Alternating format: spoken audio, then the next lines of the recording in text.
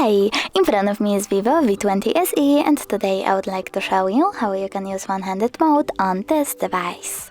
First of all, go into Settings, scroll all the way down and tap on Shortcuts and Accessibility. Then choose one-handed mode and tap on the switcher next to Access menu screen using gesture.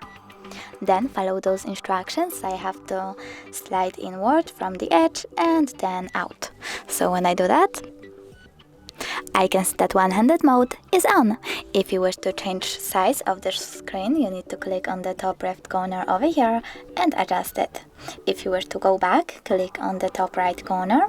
And if you wish to turn off one-handed mode completely, just click at the same switcher.